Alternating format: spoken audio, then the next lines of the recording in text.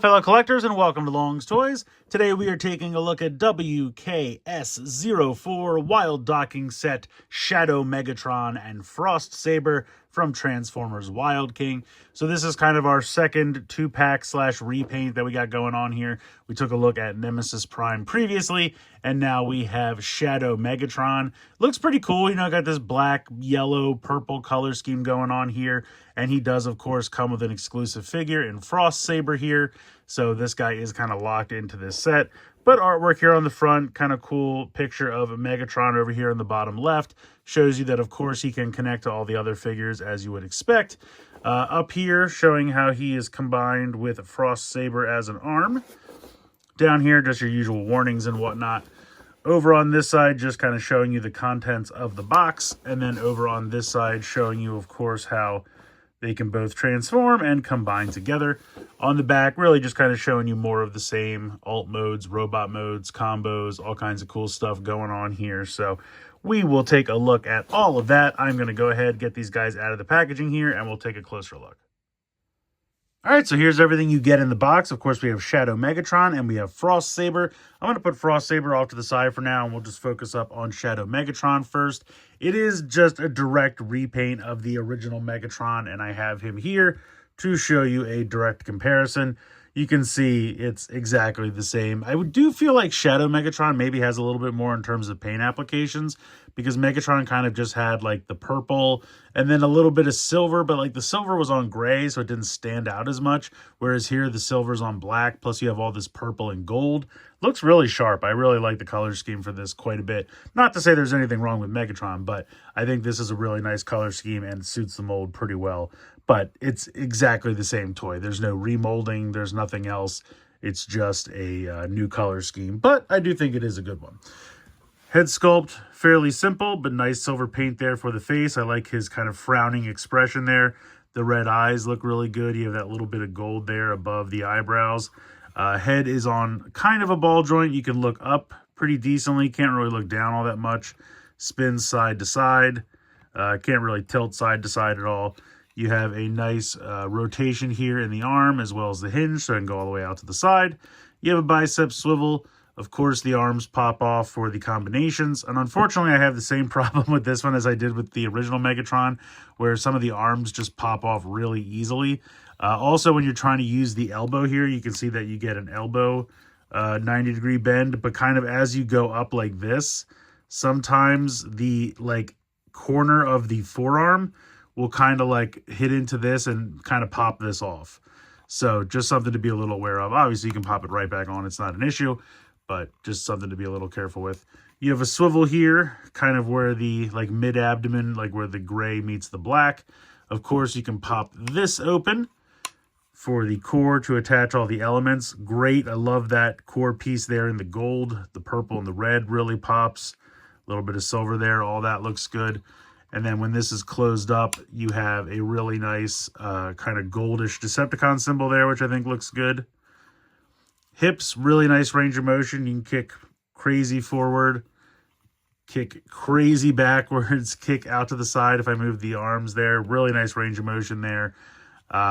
You have 90 degrees there in the knee. And then you can move the legs one way, but not the other way. And that's because of the transformation. It's nice because during the transformation, it kind of helps it be more intuitive because you can't turn them the other way. So you can only turn it the one way. But it kind of, you know, doesn't give him a thigh swivel. So there's things to consider with that. And then this is one solid piece. There's no ankle tilt or anything like that. But you do have some really great paint applications. The treads being silver looks really good. I like all the purple and gold. So yeah, overall, I think he looks pretty sharp. Oh, I forgot to mention he does have wrist swivels as well. Forgot to mention that. But yeah, he looks good. I like him. Like I said, it was a good mold, and I think they've done a really nice job. This is a good repaint. Looking pretty sharp.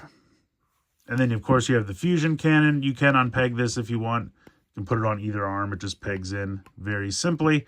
And then you have the crown piece for the combinations that just kind of hooks onto the barrel there. If you don't like the look of that, you can always take it off. If you just like a cleaner looking fusion cannon there, up to you. But it is a nice place to store that when he's not wearing it. Let's go ahead and check out his transformation.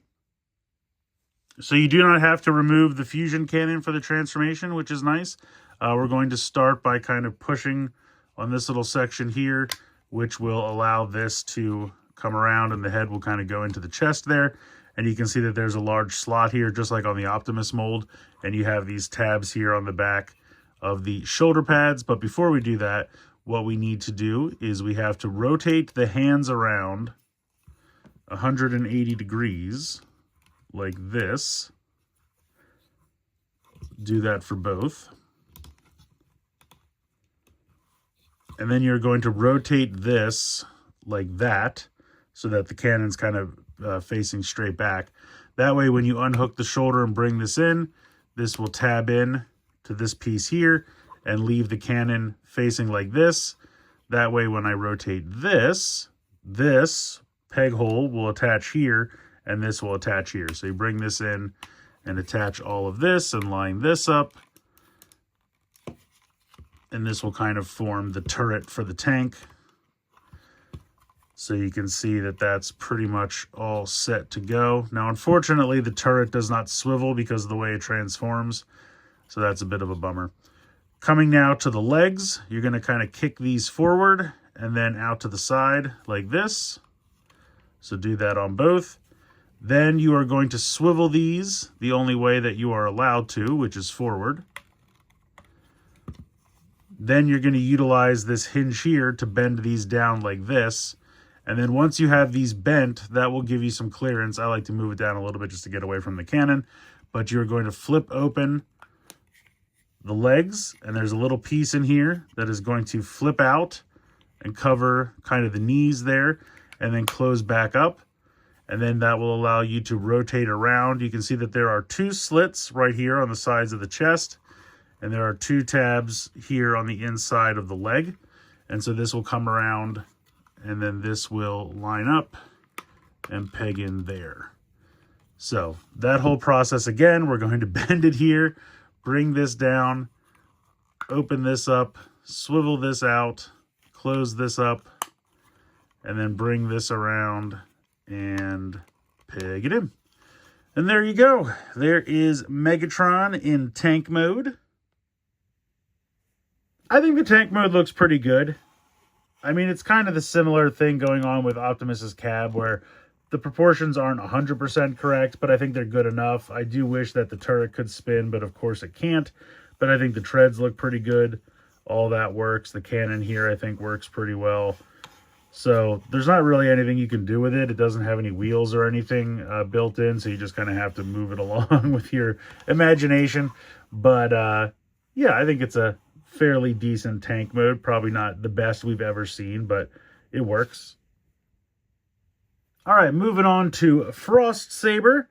He looks cool. I really like this guy quite a bit. I like the two different tones of blue with the gold, I think really pops. I love the head sculpt. That looks really cool. He's got fangs, which I think is really neat. The face is nicely painted silver. Nice red paint there for the eyes. He has the water element here. Got the little tail sword going. Got the saber-toothed tiger head with the ridiculously oversized tusks there. Or saber teeth, I guess we'll say. But yeah, I think it's kind of funny because where they're attached, like this kind of just looks like, you know, the head of like a tiger, and then it has these giant tusks that feel like they were added as an afterthought. It's fine, and I still think he looks cool, and you can move these around, but I feel like they should be more integrated like into the mouth than they're attached almost like tusks. Oh, do these pop out? Oh, okay, apparently you can remove these if you like. Interesting to know. But yeah, overall, I really like the color scheme. I think it works. It's got the same articulation as any of the others. Head doesn't move. Got the spin and the hinge at the shoulder. Got the spin and hinge there at the elbow. Forearm is one solid piece, but you have the hands painted nicely in there. Got the waist swivel. Kick forward, back, and out to the side on the ball joint for the hip. Got a little bit of a swivel here above the kind of weird double jointed knee because of the way it transforms. But this is kind of like his true knee. And then you got a nice little bit of silver down there for the toes. Yeah, he looks good. I like him a lot. Very sharp. So if you've ever transformed one of these guys, I'm sure you can probably guess how this is going to go. We're going to remove all of the accessories, the head, the tail, and the elemental piece. We are going to rock the head back, fold that inside, and then close it back up. This is going to swivel above the head and connect together. Then you're going to straighten the arms and rotate them 90 degrees so that the silver claws are facing forward. Make sure that is connected.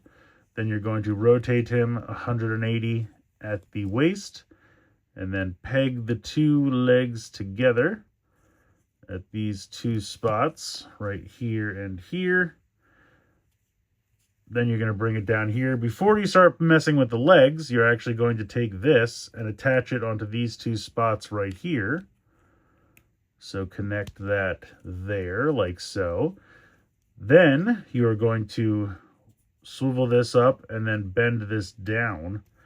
So that will unhook. And it's kind of perfect, like how that fits so nicely in there. This does not get in the way at all. You did a really nice job with that. So that fits right in there. Bend the legs down, put the tail down, take the elemental piece and pop it on here, and then take the connector, change it from the 1 peg to the 2 peg, and then pop that on. And boom, we have our saber-toothed tiger, Frost Saber. Very cool. Honestly, transforms pretty much exactly the same as Lava Mulator that we saw with Nemesis Prime. Still can't get over that name. But yeah, I think this guy's really cool. Love the color scheme. Good transformation. Saber-toothed tiger form works well. No issues there. Yeah, he looks really good. Getting this guy ready to be either an arm or a leg is pretty simple, and you can do it from either mode, but since we're already in the beast mode, we'll go from here. So we're going to remove the head. We are going to remove the elemental piece. We are going to bring the legs down and just kind of put them back how they were for robot mode. Remove the tail piece, straighten out the legs, swivel the waist back like we're going back to robot mode, and then at this point, we are going to bend at the knee, and then this little slit right here on the bottom of the foot will fit into this little spot right here. So this will come up and pop right there. This will do the same. And then we are ready to go. You can see how he has kind of the thumb right here molded in. Then the other fingers go here. So that is the arm kind of molded in there. And then if you want him to be a leg, you just change him this way and then connect this onto here. And that is your leg form. So pretty simple stuff, but we'll go ahead. We'll bring in Shadow Shadow Megatron. Not the Shadow Megazord. Shadow Megatron to try this out. So since Megatron has the fusion cannon, I'm going to go ahead and use this arm. So we'll pop this off. We will pop off the saber-toothed tiger head there. And we will go ahead and just connect this on like that. Pretty simply. This will then connect here onto the shoulder. And apparently we might have to move the tusks out of the way a little bit. And then we will flip this down so that we can attach the element piece. And then we will take this piece off of the fusion cannon and attach it here onto the back of Shadow Megatron's head.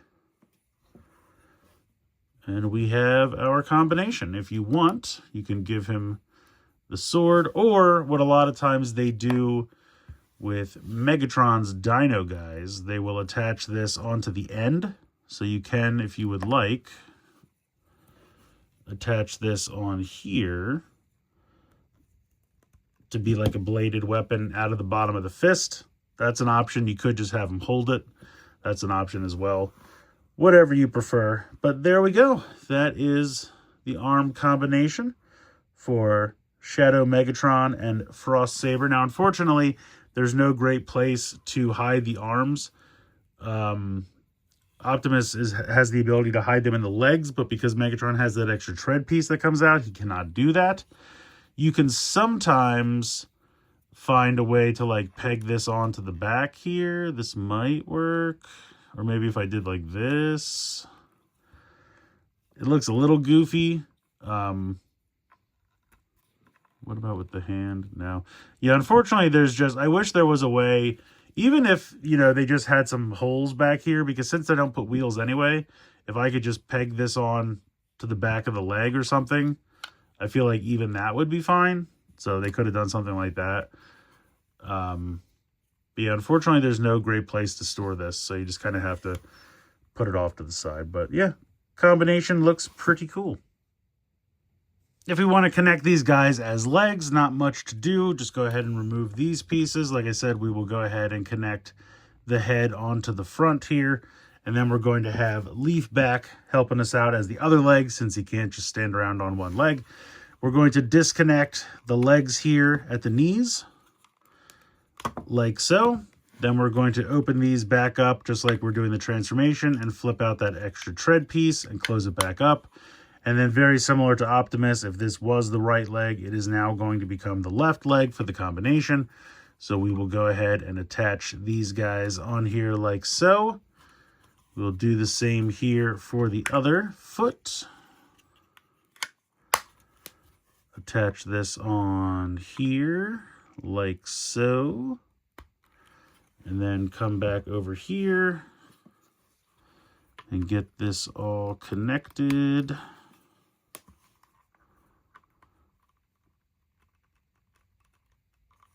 And there we go. So there is Shadow Megatron with 2 legs. Now you do have some extra pieces here if you want. You can kind of connect them up here, even though they technically, this would be reserved for where you would connect, you know, oops, popped that off. Did not mean to do that. I mean, you can kind of connect these however you want. It doesn't really matter, but yeah, those pieces can be just put off to the side. If you had arms connected as well, obviously these spots would be taken up by their attachments, but if you just have the legs, you can attach pieces however you'd like. But this is pretty much the gist of it, having these guys connected as legs here. I think this is a really fun set. I really like Frost Saber a lot. I think out of the 2 exclusive characters from the 2-pack, I think that Frost Saber is more successful than Lava Mulator. And I'm not just saying that because I think the Frost Saber name is a lot better, which it is. I just think this guy looks good. It's a great color scheme. I think the Saber-Tooth Tiger works well. The head sculpt's great.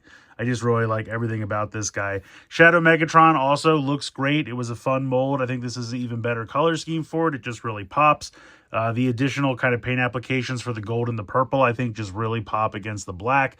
You know, the traditional Megatron gray, of course, needed to be done first, and that looks great as well. But this is a really cool color scheme for this. I thought maybe they would go in kind of a Galvatron route, and they kind of did. But also just having it be Shadow Megatron is kind of neat, because then it's just kind of a direct power-up. It's still Megatron, but he has, you know, a power-up and a new color scheme, and it's not like a new character. It's not Galvatron, which is kind of cool. So I think that was a neat idea to do it this way, and I think it worked out great. Definitely recommend checking this one out. I mean, the Megatron mold still has the same problems I had the first time around, where the arms sometimes fall off a little easily. This crown piece doesn't attach to the back of his head amazingly. It'll stay, but you can knock it off really easily. Just kind of those same little nitpicky things that I had with the first time around. They're still present here, but it shouldn't stop you from picking it up. It's still a really fun toy and definitely worth checking out. So let me know what you guys think in the comments below. Please like, share, and subscribe. Hope you guys enjoyed the video. And as always, thanks so much for watching.